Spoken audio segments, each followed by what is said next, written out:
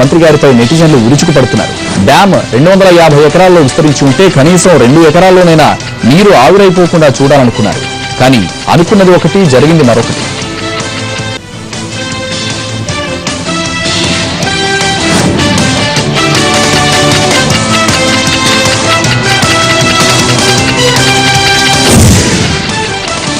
Kitty party ఈ పేరు వింటే చాలు ఆడాలకు ఎక్కడ లేని జోష్ వచ్చేస్తుంది. వీకెండ్స్ వస్తే చాలు లేడీస్ అందరూ ఓ చోట చేరి ఓ రేంజ్ లో ఎంజాయ్ చేస్తారు. సహజంగా ఈ కిట్టి పార్టీలన్నీ ఏ కాలనీల్లోనో చేసుకుంటుంటారు. కానీ విశాఖలో సుమారు 100 మందికి పైగా ఆడాళ్ళందరూ ఓ చోట చేరి దుమ్మురేపారు. కిట్టి పార్టీలో తమ టాలెంట్ కు పదును పెట్టారు. రంగురంగుల చీరల్లో కొందరు మెరిసిపోగా మరో కొంతమంది యువతులు మోడర్న్ డ్రెస్లతో ర్యాంప్ పై తమ వయ్యారాలను వలకబోస్తూ క్యాట్ వాక్లతో అదరగొట్టారు. లేటెస్ట్ మూవీస్ లోని సాంగ్స్ కి సైతం స్టెప్పులేసి ఎరగదీశారు.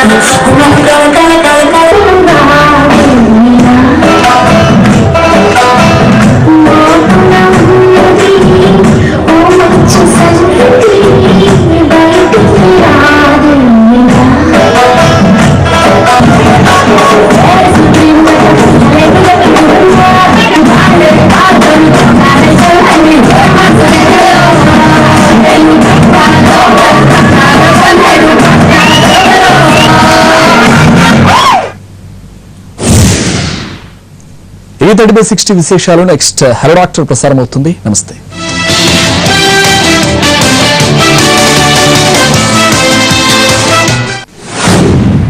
ఈ బులెటిన్ ను మీకు సమర్పించిన వారు వి గార్డ్ ఫ్యాన్స్, భారతదేశపు అసలైన ఫ్యాన్.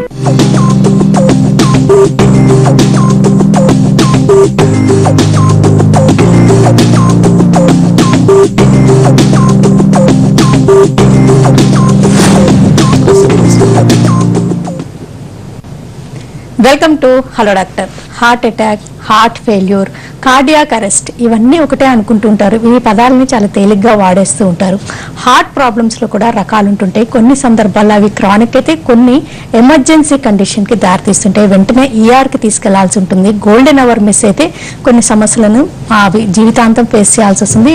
ప్రాణాలు కూడా కోల్పోయే పరిస్థితులు ఏర్పడుతుంటాయి. మరి అవేంటి, హార్ట్ ప్రాబ్లమ్స్లో రకాలేంటి, ఎప్పుడు ఎమర్జెన్సీ ట్రీట్మెంట్స్లో వచ్చిన కొత్తదనాలు, ఈ వివరాలను అందించడానికి Sri Sri holistic hospitals senior cardiologist doctor Ramachandran గారు మనతో ఉన్నారు. ఆయన అడిగి మరిన్ని విశేషాలు తెలుసుకుందాం.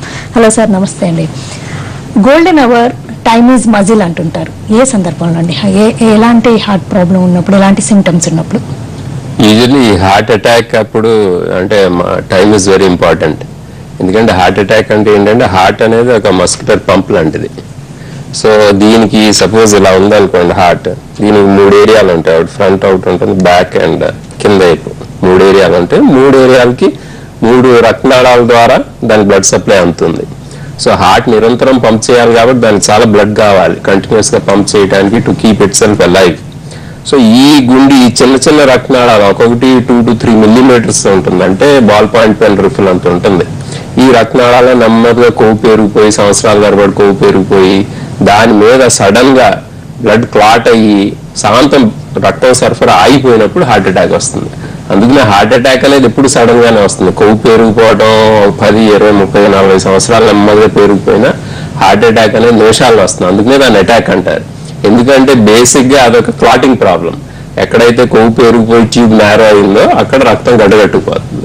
సో గడ్డగట్టుకున్నప్పుడు హార్ట్ ఏమి రెస్ట్ తీసుకోలేదు, వేరే ఆర్గన్స్ లాగా అది రెస్ట్ తీసుకోలేదు, కంటిన్యూస్ గా పనిచేస్తూనే ఉండాలి. కాబట్టి దానికి బ్లడ్ సప్లై లేకపోయినా, ఆక్సిజన్ సప్లై లేకపోయినా అది పనిచేస్తా అది మసల్ డ్యామేజ్ అయిపోతుంది, చనిపోతుంది. ఇది యూజువల్లీ ఒక 4 hours లోపల ఈ డ్యామేజ్ అనేది ఆల్మోస్ట్ 80% డ్యామేజ్ అయిపోతుంది. ఇంకొక 6 to 12 hours అంటే 12 hours లోపల ఆల్మోస్ట్ మొత్తం డ్యామేజ్ అయిపోతుంది. ఇది చాలా మందికి తెలియక ఏమవుతుందంటే దీనిలో మూడు రకాల డిలేలు అవుతాయి. నెంబర్ 1, నొప్పి వచ్చినప్పుడు ఇది గుడి నొప్పి కాదేమో, ఇది వేరే నొప్పి ఏమో, లేకపోతే ఇప్పుడు వస్తాంటే రేపో లేకపోతే నెక్స్ట్ వారం చూపించుకుందామని చాలా మంది వస్తారు. ఏంటంటే నాకు 3 రోజుల క్రితం నొప్పి వచ్చిందండి, మరి అప్పుడు ఎందుకు రాలేదు అంటే ఏం లేదండి, ఏదో ట్రై చేసాము, నీళ్ళు తాగాము, ఈనో తీసుకున్నాం, ఏదో చేసాము, ఒక 2-3 గంటలు 6 గంటల తర్వాత చెమటలు పట్టినాయి, 6 గంటల తర్వాత తగ్గిపోయింది అంటారు. నొప్పి అనేది అల్టిమేట్లీ హార్ట్ అటాక్ లో నొప్పి అనేది పోతుంది. మసిల్ కనుక డ్యామేజ్ అయిపోతే శాంతం నొప్పి ఉండదు. శాంతం డ్యామేజ్ అయిపోయిన తర్వాత ఒక 2 రోజులు, ఒక 24 hours తర్వాత హాస్పిటల్కి వచ్చి అప్పుడు మనం అదే హార్ట్ అటాక్ వచ్చింది మీకు అని యాంజియోగ్రామ్ చేసి ఆ ట్యూబ్ ఏదైతే బ్లాక్ అయిందో దాన్ని ఓపెన్ చేసుకోవడం వలన ఆ మసిల్ రికవరీ అనేది అంతే ఉండదు, మీకు కూడా అంతే ఫలితం ఉండదు. సో ఈ టైం అనేది చాలా ఇంపార్టెంట్. సో దీనికి మోస్ట్ ఇంపార్టెంట్ ఏంటంటే గుర్తించడం. హార్ట్ అటాక్ అంటే నొప్పి అనేది ఎలా ఉంటుంది అని మనం చాలాసార్లు డిస్కస్ చేసుకున్నాం.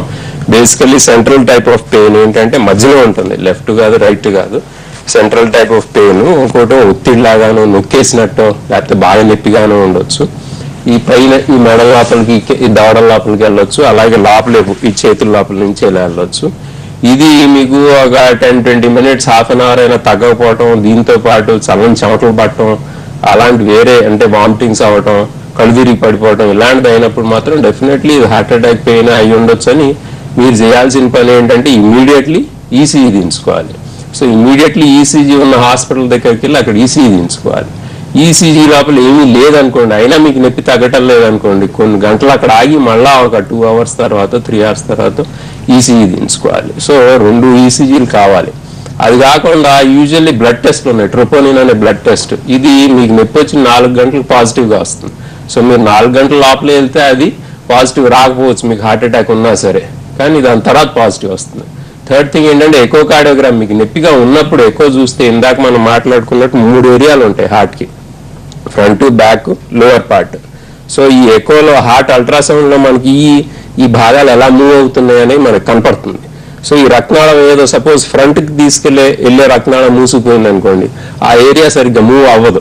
సో ఎకోకార్డియోగ్రామ్ ద్వారా కూడా మనకు తెలుస్తుంది. సో మెయిన్ గా హార్ట్ అటాక్ డయాగ్నోసిస్ కి ఏంటంటే 3 ఉంటాయి. మీరు చెప్పే సిమ్టమ్స్ అన్నిటికన్నా ఇంపార్టెంట్.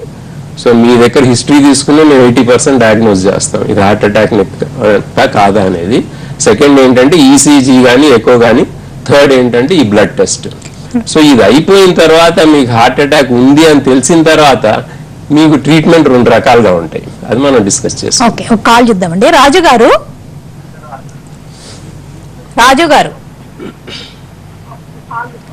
హలో రాజు గారు నమస్తే అండి. డాక్టర్ గారు నమస్తే అండి. హలో నమస్తే అండి, చెప్పండి. హలో రాజు గారు, డాక్టర్ గారు వింటున్నారు మీకోసం అండి. అవునండి, వినపడతాను బాగానే. సార్ నా ఏజ్ వచ్చేస్తే 38 years అండి. నా ఏజ్ వచ్చేస్తే 38 years అండి. ఓకే. నాకు బీపీ అటాక్ అయ్యి ఒక 3 years వస్తుంది. ఓకే. నేను టాబ్లెట్స్ ఏమో టాబ్లెట్స్ వాడుతున్నా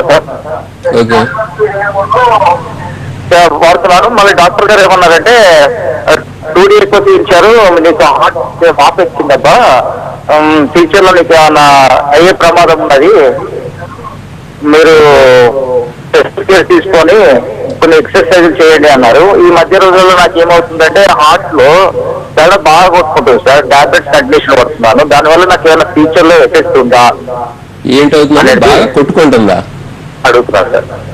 దడలాగా వస్తుందా అండి రాజు గారు? బీపీ టాబ్లెట్లు వాడుతుంటే మీకు దడలాగా అనిపిస్తుందా?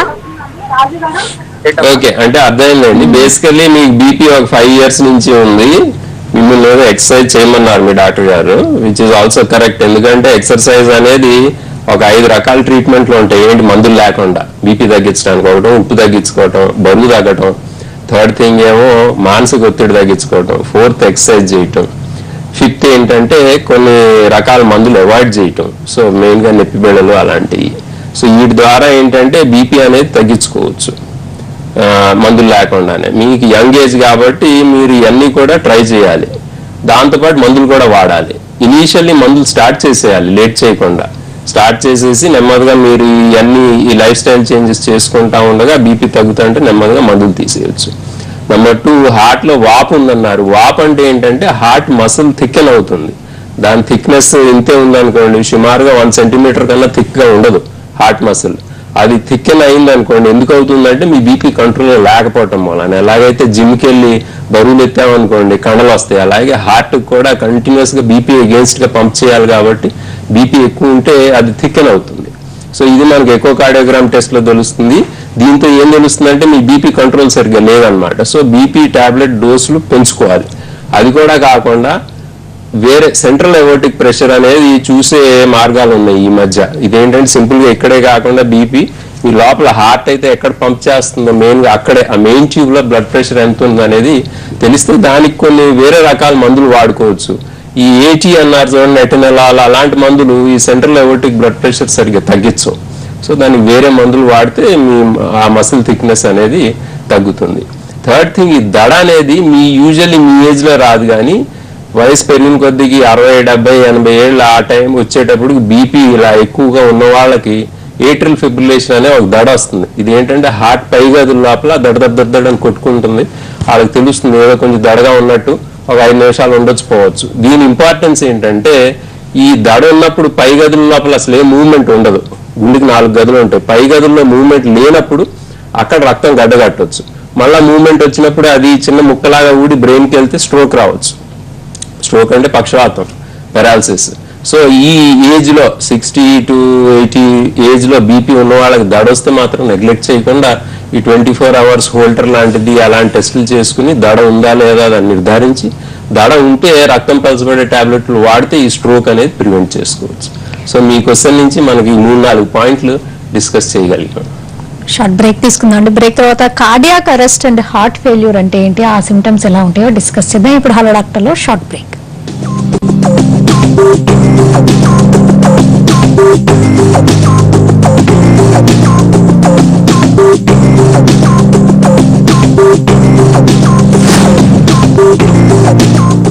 హైయర్ స్మార్ట్ అయ్యేసి జనాలు పెరిగితే కూలింగ్ దానికది మెయింటైన్ అవుద్ది. ఇక గాలి 50 అడుగుల దాకా వెళ్ళుద్ది. ఏసీనా మజాకానా. బిచ్చగాడి దగ్గర నుండి దేశ ప్రధాని వరకు బ్లాక్ మనీ ఉండే ఏకైక దేశం భారతదేశం. Temple jewels 7-1 6%, antique jewels 9-1 8%. Akshaya Tritiya నాడు తరుగులో మరో 1% తగ్గింపు. లలిత జ్యువెలరీ. అమరేంద్ర బాహుబలిను నేను అశేషమైన మహిష్మతి ప్రజల ధన మాన ప్రాణ సంరక్షకుడిగా. బాహుబలి లాగానే బిర్లా A1 ప్రీమియం సిమెంట్ ప్రతిజ్ఞ చేస్తుంది. ప్రతి ప్రెషర్ ని తట్టుకొని ఇదిస్తుంది ఓ దృఢమైన ఇంటిని. ఎందుకంటే కేవలం బిర్లా A1 ప్రీమియం సిమెంట్ తయారైంది PST తో. ఇది ప్రెషర్ ఇవ్వదు, తీసుకుంటుంది. PST యొక్క దృఢత్వం గల బిర్లా A1 ప్రీమియం సిమెంట్ ఇది ప్రెషర్ ఇవ్వదు, తీసుకుంటుంది. In association with Baahubali 2. మన 50 euros తీసుకున్నా, మర్చిపోయావా? నాకు కొంచెం టైం కావాలి. దేనికి? మర్చిపోతానికి.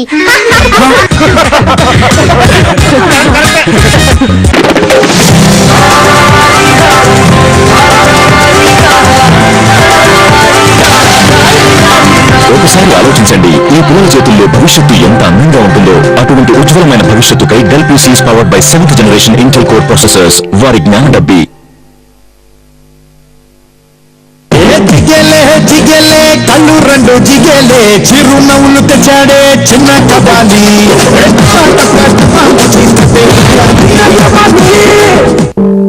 ఖుషి ఒక 20 నెలల పిల్ల, సరైన ఆహారం లేని పిల్ల.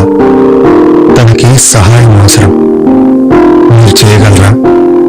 మీ సహాయంతో ఖుషి లాంటి పిల్లలకి సరైన చికిత్స లభిస్తుంది. సేవ్ ద చిల్డ్రన్ కి పిల్లల ప్రాణాలు కాపాడడం తెలుసు. దానికి మీరు సహాయం అందిస్తారా? మీరు చేయవలసిందల్లా 04040700838 కి కాల్ చేయడం, నెలకి 500 రూపాయల విరాళం ఇవ్వడం. మీరు కాల్ చేస్తారా? కేవలం 500తో మీరు ఖుషి లాంటి పిల్లలకి సరైన చికిత్సను అందించగలరు, వారి ప్రాణాలు కాపాడగలరు. 04040700838 కి ఇవాళే కాల్ చేసి విరాళం ఇచ్చి ఆదుకోగలరు.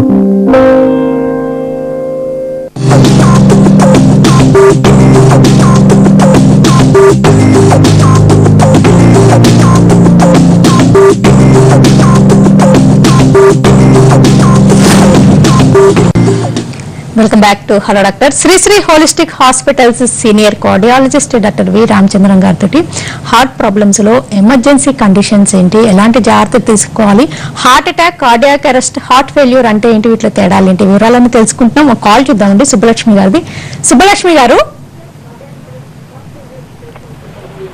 హలో. సుబ్బలక్ష్మి గారు నమస్తే, చెప్పండి. హలో సుబ్బలక్ష్మి గారు, మీ క్వశ్చన్ అడగండి. హలో వినపడుతుందండి, మీ క్వశ్చన్ అడగండి.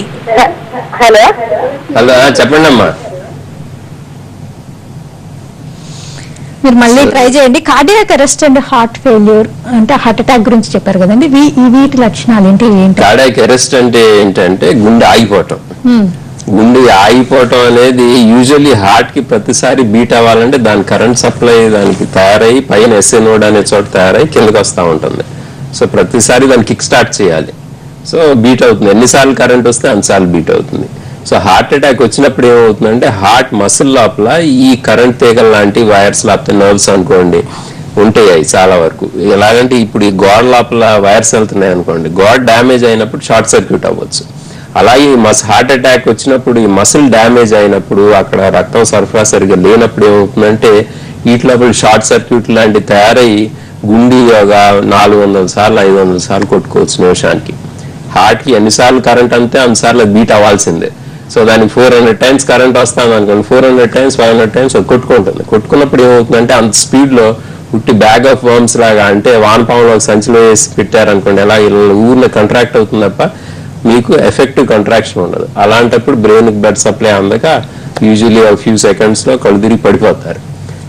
ఈ దడ అనేది పోయింది అనుకోండి, మళ్ళా లేచి కూర్చుంటారు. పోలేదనుకోండి అంతే. సో ఇది వెంట్రికులర్ ఫిబ్రిలేషన్ అంటారు. ఇది సడన్ కార్డియాక్ డెత్, అంటే హార్ట్ అరెస్ట్ కి మెయిన్ కారణం. హార్ట్ అటాక్ లోపల మీరు మరణించిన వాళ్ళని చూస్తే ఆల్మోస్ట్ 70% హాస్పిటల్ జారక ముందు ఇమీడియట్లీ హాస్పిటల్ జస్ట్ జారుతా ఉండగానే చనిపోతారు. అన్నీ కూడా ఈ దడ మూలానే. సో దీన్ని ప్రివెంట్ చేయడానికి ఏఈడి అనేది ఉంటుంది, అంటే ఆటోమేటిక్ ఎక్స్టర్నల్ డిఫిబ్రిలేటర్ అని ఒక చిన్న యంత్రం లాంటిది ఉంది. దానికి ప్యాచ్ లాగా మీకు అలా కళ్ళు తిరుగు పడిపోవటం లేకపోతే బాగా ఛాతీ నొప్పి వచ్చి చెమటలు పట్టడం ఉన్నప్పుడు ఇది పెట్టుకుని మీరు కనుక మూవ్ అవ్వగలిగితే హాస్పిటల్కి సేఫ్. హాస్పిటల్ ఐసీసీయూలో ఉంచేది కూడా హార్ట్ అటాక్ తర్వాత మెయిన్ గా ఈ దడ వస్తే ఇమీడియట్లీ మీకు షాక్ ఇవ్వడానికి. సో దీన్ని కార్డియాక్ అరెస్ట్ అంటారు. అందుకని కూడా టైం అనేది చాలా ఇంపార్టెంట్. ఎందుకంటే మీకు నొప్పి వచ్చిన తర్వాత ఒక గంట 2 గంటలు 3 గంటలు డిలే చేయటం వల్ల 2 ప్రాబ్లంలు అవుతాయి. ఒకటేమో ఈ దడ వచ్చి చాలా మంది చనిపోతారు. సెకండ్ ఏమో మీరు 4 గంటల తర్వాత వెళ్తే మీకు అక్కడ యాంజియోప్లాస్టీ చేయనివ్వండి, ఆ గుండె రక్తనాళంలో క్లాట్ అయిన బ్లడ్ కరిగిచ్చే మంది ఇచ్చి ఓపెన్ చేసినా సరే 4 అవర్స్ తర్వాత అంత బెనిఫిట్ ఉండదు. అందుకని ఈ టైం అనేది చాలా ఇంపార్టెంట్. సో దీన్ని కార్డియాక్ అరెస్ట్ అంటారు. హార్ట్ ఫెయిల్యూర్ అంటే తర్వాత డిస్కస్ చేద్దామండి. వెంకటరెడ్డి గారు, హలో.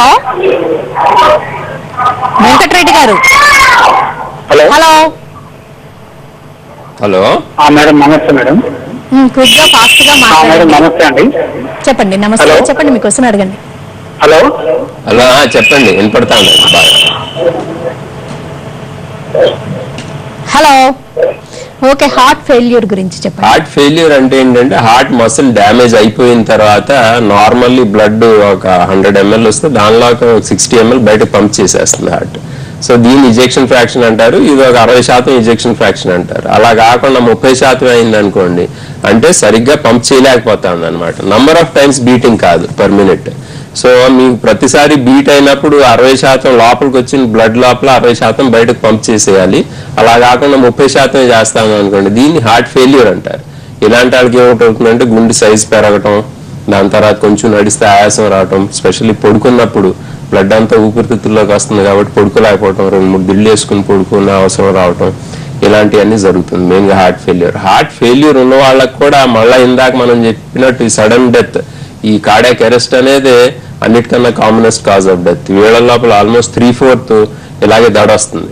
సో హార్ట్ పంపింగ్ తక్కువ ఉన్న వాళ్ళందరికీ కూడా రికమెండేషన్ ఏంటంటే ఐసీడీ అనేది ఒక పేస్ మేకర్ లాంటిది, సింపుల్ డివైస్. ఇక్కడ స్కిన్ కింద పెడితే అది ఏంటంటే కంటిన్యూస్ గా హార్ట్ రేట్ మానిటర్ చేస్తుంది. ఈ 80 సార్లు కొట్టుకోవాల్సిన సడన్లీ ఒక 400 సార్లు కొట్టుకుంది అనుకోండి హార్ట్, అదే లోపలే షాక్ ఇచ్చి దాన్ని కన్వర్ట్ చేసేస్తుంది.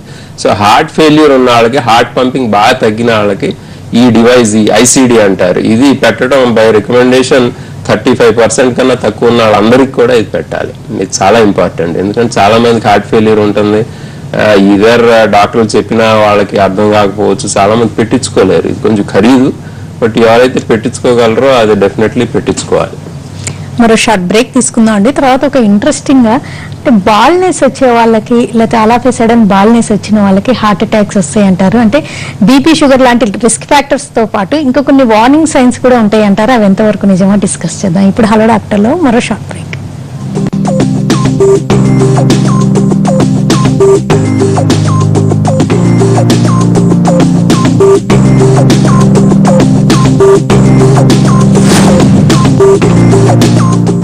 ఐఆర్ స్మార్ట్ అయ్యేసి జనాలు పెరిగితే కూలింగ్ దానికదే మెయింటైన్ అవుద్ది, చల్లదనం ఎక్కువైతే టెంపరేచర్ దానికదే పెరుగుద్ది. ఏసీనా మాజాకానా. పచ్చగా ఉన్నదల్లా హర్బలేనా? ఆకులు చూపించగానే ఆయుర్వేదం కాదు, సరైన ఆయుర్వేదం లీవర్ ఆయుష్. 5000 సంవత్సరాల నాటి ఆయుర్వేదిక గ్రంథాలలో ఆయుష్ పసుపు సోప్, కుంకుమ పువ్వు ఫేస్ క్రీమ్, ఇంకా నల్ల ఉప్పు వైట్నింగ్ టూత్ పేస్ట్. మంచునికి లొంగకండి, సరైన ఆయుర్వేదం ఎంచుకోండి. లివర్ ఆయుష్.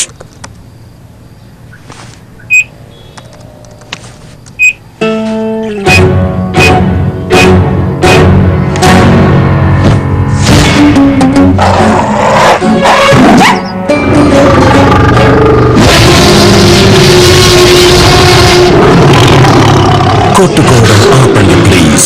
కొత్త బ్లూ స్టార్ ఇన్వర్టర్ ఏసీ తెచ్చుకోండి. మీరిద్దరూ అంగీకరించే టెంపరేచర్ ని సెట్ చేసుకోండి. Blue star, nobody cools better. ఈ కమ్మలకు బదులు వేరే కొనాలని చెప్పాను. ఎవరికి టైం? ఓ సెంటి.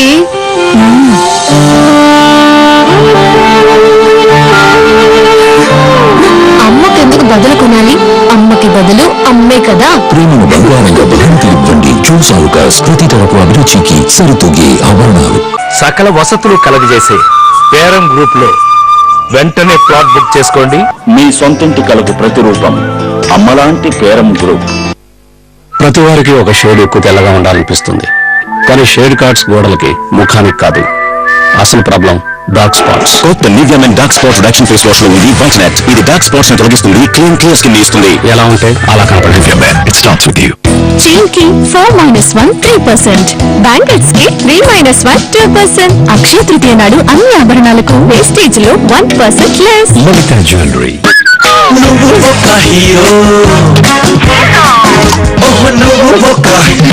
అయ్యావు కదా జీరో. కేవలం ఫ్రెష్నెస్ మాత్రమే సరిపోదు, అందుకే కొత్త డాబర్ రెడ్ ఆయుర్వేదిక్ జెల్. దీనిలో ఉన్నాయి తాజాదనంతో పాటు ఆయుర్వేదం యొక్క రక్షణ కూడా. అంటే తాజా శ్వాస మరియు ఆరోగ్యవంతమైన పళ్ళు రెండు కూడా. డాబర్ రెడ్ ఆయుర్వేదిక్ జెల్, తాజాదనంతో పాటు సంరక్షణ కూడా.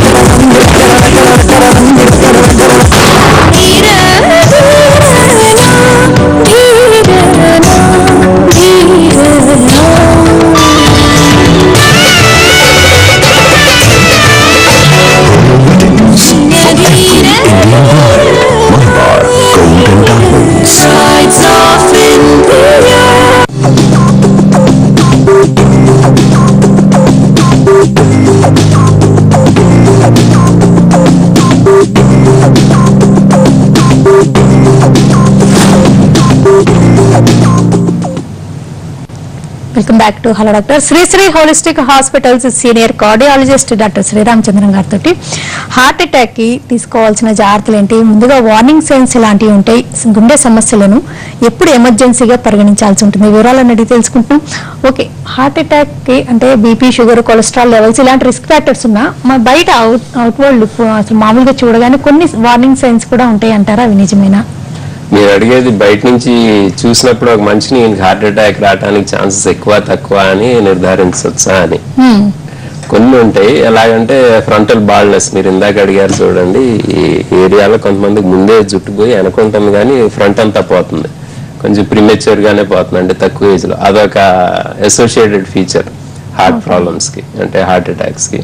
అలాగే ఆర్కస్ అని ఉంటుంది, మీరు ఈ నల్ల గుడ్డులు చూస్తే దానిలో కొంతమందికి ఓల్డ్ ఏజ్ లోపల ఒక రింగ్ లాగా వస్తుంది లోపల, అలాగే కొంచెం యంగ్ ఏజ్ లో కూడా రావచ్చు ఆర్కస్ అనేది. సో ఇది మీరు జాగ్రత్తగా చూస్తే తెలుస్తుంది. కొంతమందికి కొలెస్ట్రాల్ ఎక్కువ ఉన్నాయి, ఫ్యామిలీ హిస్టరీ ఉన్న వాళ్ళకి చాలా మందికి ఈ ఆర్కస్ అనేది ఉంటుంది. అలాగే ఇక్కడ ఒక ట్రాన్స్వర్స్ ఇయర్ లోబ్ క్రీజ్ అని ఉంటుంది. ఈ చెవు యూజువల్లీ ఇలా స్ట్రైట్ గా ఉంటుంది, ఇక్కడ అంత క్రీజెస్ అయ్యి కూడా ఇట్లా స్ట్రైట్ గా ఉండవు. ట్రాన్స్వర్స్ ఇయర్ లోబ్ క్రీజ్ అంటే ఇక్కడ ఒక గాడి లాంటిది క్రీజ్ లాంటిది ఉంటుంది అనమాట. అలాగే ఈ మీ బాడీ స్ట్రక్చర్ చూస్తే కూడా కొంతమంది సన్నగా ఉంటారు కానీ బాణ పట్టు ఉంటుంది. వీళ్ళకి హార్ట్ అటాక్స్ డెఫినెట్లీ ఎక్కువ. సెంట్రల్ ఒబిసిటీ అంటారు దీన్ని. సో వాళ్ళకి ఎక్కువ rather than all over the body fat ఉన్న వాళ్ళకన్నా కూడా వీళ్ళకి ఎక్కువ. దీనికి పీచ్ టైప్, యాపిల్ టైప్ అంటారు. బేసికల్లీ హిప్స్ ఎక్కువ ఉండటం ప్రాబ్లం కన్నా కూడా ఇక్కడ సెంటర్లో ఈ పొట్ట దగ్గర ఎక్కువ ఉండటంతో ప్రాబ్లం. అలాగే స్కిన్ లో కొంతమందికి గ్జాంథిలాస్మా అని కొలెస్ట్రాల్ డిపాజిట్ అవుతుంది. ఈ చిన్న చిన్న కురుపుల్లాగా కాదు కానీ ఇలా ఎత్తుగా కనపడతా ఉంటాయి, స్పెషల్లీ ఈ ఏరియాస్ లో. సో వాళ్ళకు కూడా ఫ్యామిలీ హిస్టరీ ఉంటుంది. ఇదేంటంటే కొలెస్ట్రాల్ డిపాజిట్స్. ఇవే డిపాజిట్స్ కొంతమంది కళ్ళ దగ్గర మైనో లాగా వ్యాక్సీ డిపాజిట్స్ ఇలా ఉంటాయి. వీటిని కూడా గ్జాంథిలాస్మా అంటారు. వాళ్ళకు కూడా కొంతమందికి హార్ట్ అటాక్స్ ఎక్కువ. సో ఇవన్నీ రూటీన్ గా అందరూ చూస్తూనే ఉంటారు, ఇలాంటి ఫీచర్స్ ఏమన్నా ఉన్నాయా అని. కాకపోతే అలవాటు అయిపోయి ఊరిని అలా చూస్తేనే తెలిసిపోతుంది కాబట్టి అంత డిస్కస్ చేయరు. కానీ ఈ మీరు అన్నట్టు మిగతా రిస్క్ ఫ్యాక్టర్స్ ఏంటంటే బీపీ, షుగర్, కొలెస్ట్రాల్ ఎక్కువ ఉంటాం, ఫ్యామిలీ హిస్టరీ ఉంటాం, ఎక్సర్సైజ్ లేకపోవడం, వెజిటేబుల్స్ ఎక్కువ తీసుకోకపోవడం, వీటన్ని మెంటల్ స్ట్రెస్, వీటన్నిటి హై రిస్క్ ఫ్యాక్టర్స్ తో పాటు ఇవి కూడా కొన్ని రిస్క్ ఫ్యాక్టర్స్ మనం చూడగానే తెలిసే రిస్క్ ఫ్యాక్టర్స్ అన్నమాట.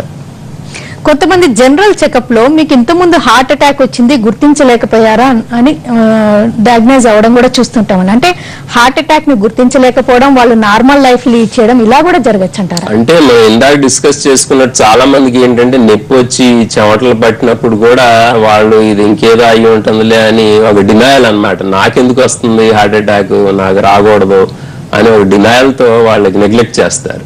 సో చాలా మందికి అది ఉంటుంది. కొంతమందికి సైలెంట్ హార్ట్ అటాక్స్ కూడా వస్తాయి. ఎలాగంటే హార్ట్ అటాక్ వచ్చినప్పుడు ఏమి నొప్పి రాకుండా తర్వాత హార్ట్ మసిల్ డ్యామేజ్ అయిపోయినప్పుడు నడిస్తే ఆయాసం రావడం కానీ పడుకుంటే ఆయాసం రావడం, అంటే హార్ట్ ఫెయిల్యూర్ లక్షణాలు వచ్చినప్పుడే వాళ్ళకి తెలుస్తుంది. ఇది కూడా జరగవచ్చు. సో కొంతమందికి మీరు అన్నట్టే వాళ్ళకి మామూలు రూటీన్ టెస్ట్ లోపల నిన్నే ఒక పేషెంట్కి మేము చూసాం ఏంటంటే మామూలు ఎకోకార్డియోగ్రామ్ లో ఒక ఏరియా సరిగ్గా మూవ్ అవ్వకపోతే తర్వాత చూస్తే హార్ట్ అటాక్ ఆల్రెడీ ఉంది. యాంజియోగ్రామ్ చేస్తే 3 వెసల్స్ లోని బ్లాక్లు ఉన్నాయి కాబట్టి ఏదో బైపాస్ చెప్పాం. ఆయనకి అసలు ఏం సిమ్టమ్స్ లేవు. సో ఇలాంటప్పుడు డయాగ్నోసిస్ కష్టం అవ్వచ్చు, ఏం చేయటం అనేది నిర్ధారించడం కూడా కష్టం అవ్వచ్చు. కానీ పిట్టి ఏంటంటే హార్ట్ అటాక్ వచ్చినప్పుడు చాలా మంది హాస్పిటల్కి వచ్చేసిన తర్వాత నీకు హార్ట్ అటాక్ ఉంది, నీకు ఈ ట్రీట్మెంట్ చేయాలి. 2 రకాల ట్రీట్మెంట్లు ఏంటంటే రక్తం గడ్డ కరిగించే మందన్న ఇమీడియట్లీ ఇవ్వాలి, లేకపోతే ఇమీడియట్లీ క్యాత్ ల్యాబ్ తీసుకెళ్లి ఆ ట్యూబ్ ఓపెన్ చేసి స్టెంట్ అన్న వేయాలని చెప్పిన తర్వాత కూడా వాళ్ళకి 10 మందికి ఫోన్ చేసి, అది కూడా డాక్టర్లు కాదు వేరే వాళ్ళకి ఫోన్ చేసి నమ్మకం లేక, సో ఈ టైం అంతా ఒక 2 అవర్స్ వేస్ట్ అయిపోతుంది. 2 అవర్స్ లో మనం ఇందాక డిస్కస్ చేసుకున్నట్టు మీకు నొప్పి వచ్చిన తర్వాత 4 అవర్స్ లోపల ట్రీట్మెంట్ ఇవ్వాలి. మనం ఆ ట్యూబ్ ఓపెన్ చేసేయాలి. దాని తర్వాత ఏంటి మనం చేసినా సరే అంతేం ఫలితం ఉండదు. చాలా మందికి ఈ టైం వేస్ట్ అంటే ఇవన్నీ కూడా హాస్పిటల్ వచ్చిన తర్వాత కూడా వేస్ట్ చేస్తారు. నేను అనేది ఏంటంటే లీస్ట్ కాంట్రవర్షియల్ దీనిలో హార్ట్ అటాక్ వచ్చినప్పుడు ట్రీట్మెంట్ చెయ్యాలా లేదా, కరెక్ట్ ట్రీట్మెంట్ ఇస్తున్నారా లేదా అనే దానికి అది కాంట్రవర్సీనే లేదు. ఎందుకంటే ట్యూబ్స్ అంతా మూసిపోయింది. దాన్ని ఓపెన్ చేస్తా ఉన్నప్పుడు ఏం రిస్క్ ఉంటుంది, మూసిపోయిన ట్యూబ్ని ఓపెన్ చేస్తా ఉన్నప్పుడు ఓపెన్ చేయగలిగితే మంచిది, ఓపెన్ చేయలేకపోతే ఎక్స్ట్రా రిస్క్ ఏమి ఉండదు. అలాగే ఆ మందు ఇవ్వటం కూడా అంతేం రిస్క్ ఉండదు. మీరు డిలే చేయటంలోనే మాక్సిమం రిస్క్ ఉంటుంది. సో హార్ట్ అటాక్ వచ్చింది అని డాక్టర్ చెప్పిన తర్వాత మీరు సెకండ్ ఒపీనియన్ తీసుకునే అవసరం, ఇమీడియట్లీ ట్రీట్మెంట్ అనేది తీసేసుకుని కావాలంటే తర్వాత సెకండ్ ఒపీనియన్ తీసుకోవచ్చు. హార్ట్ అటాక్ లో దర్ ఇస్ నో కాంట్రవర్సీ. ఓకేనండి, లాస్ట్ గా అంటే రిస్క్ ఫ్యాక్టర్స్ ఉన్నా లేకపోయినా అసలు ఏ ఏజ్ నుంచి ఏ చెకప్స్ చేయించుకోవాలి, రిస్క్ ఫ్యాక్టర్స్ ఉన్న వాళ్ళు ఇంకా ఫర్దర్ గా ఎలాంటి చెకప్స్ చేయించుకుంటే ఎంత ఫ్రీక్వెన్సీ ఉంటే మంచిది? నెంబర్ 1 మనం ఇందాక డిస్కస్ చేసుకున్నట్టు బీపీ, షుగర్, దాని తర్వాత ఈ కొలెస్ట్రాల్ అనేది మనం టెస్ట్ చేస్తే తప్ప తెలిసే కాదు. కొన్ని ఓవర్ వెయిట్ ఉన్నావా లేదా, ఎక్సర్సైజ్ చేయటం లేదా అనేది తెలుస్తుంది. అలాగే మానసిక ఒత్తిడి కూడా మనకు తెలిసేది కాదు. మీకు ఒక లెవెల్ ఆఫ్ ఒత్తిడికి అలవాటు అయిపోతే మీకు అది నార్మల్ గానే ఉంటుంది, కానీ బాడీ కులిపోతా ఉంటుంది. సో అది కూడా మీరు ఒక రకమైన క్రియ లాంటిదో, యోగానో, మెడిటేషన్ ఒక 4 రోజులు చేయగలిగితే అప్పుడు మనకు తెలుస్తుంది, ఓ మనం ఇలా రిలాక్స్డ్ గా ఉంటున్నాం, అప్పుడు బాగా మనకి మానసిక ఒత్తిడి ఉండేదని. సో ఈ టెస్టులు చేయాలి. యూజువల్లీ అరౌండ్ 30 ఇయర్స్ నుంచి మనం చేయించుకుంటా ఉండాలి. సంవత్సరానికి ఒకసారి చేయించుకోకపోయినా అట్లీస్ట్ 2 ఇయర్స్ కో 5 ఇయర్స్ కో ఒకసారి చేయించుకోవాలి. ఇంకోటి అన్నిటికన్నా ఇంపార్టెంట్ ఏంటంటే డయాబెటీస్ ఉన్నాళ్ళు డయాబెటీస్ ఉందని తెలిసిన తర్వాత డయాబెటీస్ తగ్గించే మందుల కన్నా కూడా కొలెస్ట్రాల్ తగ్గించే మందులు ఇంపార్టెంట్. సో ఏ రోజు నుంచి మీకు ఆ డయాగ్నోసిస్ ఉందో డయాబెటీస్ అని తెలిసిందో ఆ రోజు నుంచి కొలెస్ట్రాల్ తగ్గించే మందులు వాడాలి. కొలెస్ట్రాల్ తక్కువ ఉన్నా సరే చాలా మంది ఎన్నిసార్లు చెప్పినా సరే మా కొలెస్ట్రాల్ నార్మల్ ఉంది కదండి ఎందుకు వాడాలి ఆపేస్తారు. సో అలాగా అందుకని ఈ మధ్య అమెరికన్ హార్ట్ అసోసియేషన్ రికమెండేషన్ ఒక లెవెల్ అనేది తీసేసి మీకు ఎంత ఉంటే అంత అట్లీస్ట్ ఒక 50% దానికన్నా ఎక్కువ కూడా తగ్గించాలి ఈ ప్రమాదకరమైన అంశాలు ఉంటాయి. సపోజ్ డయాబెటీస్ ఉందనుకోండి మీ ఎల్డిఎల్ కొలెస్ట్రాల్ 70 ఉందనుకోండి దాన్ని సగానికి సగం తగ్గించేయాలి. అంటే కొలెస్ట్రాల్ టాబ్లెట్లు అందరూ వాడాల్సిందే. సో ఇది చాలా ఇంపార్టెంట్. ఓకేనండి డాక్టర్ రామచంద్ర గారు, heart attack, cardiac arrest, heart failure అంటే ఏంటి, వీటిలో తేడాలు ఏంటి, హార్ట్ ప్రాబ్లమ్స్ ఎలాంటి సిమ్టమ్స్ కనపడ్డప్పుడు ఎమర్జెన్సీగా ట్రీట్ చేయాల్సి ఉంటుంది, టైమ్ ఈజ్ మజిల్ అని ఎప్పుడు అంటూ ఉంటారు, ఎలాంటి జాగ్రత్తలు తీసుకోవాలి, రిస్క్ ఫ్యాక్టర్స్ ఏంటి, రిస్క్ ఫ్యాక్టర్స్ ఉన్న వాళ్ళు ఏ జాగ్రత్తలు తీసుకుంటే మంచిది, ఈ వివరాలను అందించినందుకు థ్యాంక్స్ అలాట్ అండి. ఇది ఇవాల్టి హలో డాక్టర్. నమస్తే.